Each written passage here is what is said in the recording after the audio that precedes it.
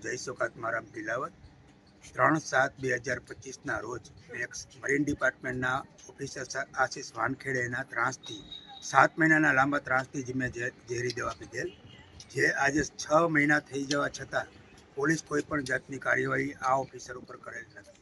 હું 9 દિવસ આઈસીયુમાં હોઉં, જ્યાં 6 દિવસ મારી ક્રિટિકલ પોઝિશન હતી. ત્યાં 9 દિવસની અંદર મારા ફેમિલીનું પોલીસે કોઈ પણ જાતનું નિવેદન કે ફરિયાદ પણ લીધેલ નથી. હું અત્યારે પીઆઈ સાહેબ, ઝા સાહેબ, શોએબ મકવા સાહેબના હાથમાં તપાસ છે.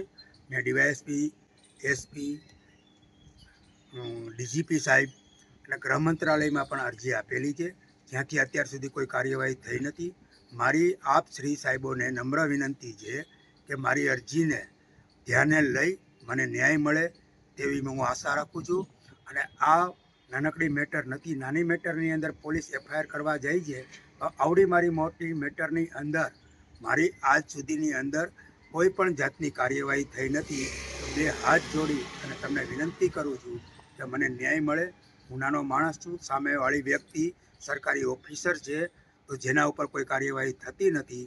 તો મને બહુ હળિયાપટ્ટી કરી અને અત્યાર સુધીમાં ઓછામાં ઓછો 40થી 50 વાર હું સીટીબી ડિવિઝનના ધક્કા ખાઈ ચૂક્યો છું. એક જ જવાબ મળે છે, તપાસ ચાલુ છે. જે સિવાય મેં 2 આરટીઆઈ પણ કરેલી હતી. 2 આરટીઆઈના પણ એને સાવ સામાન્ય જવાબ દઈ દીધા કે જે આ વસ્તુની અંદર તપાસ ચાલુ છે એમ કહી અને વાતને ટાળી દે છે. પ્લીઝ, હું 2 હાથ જોડીને નમ્ર વિનંતી પોલીસ ખાતાને કરું છું કે મને આ તપાસ સચોટ અને ન્યાયપૂર્વક થાય અને મને ન્યાય અપાવો.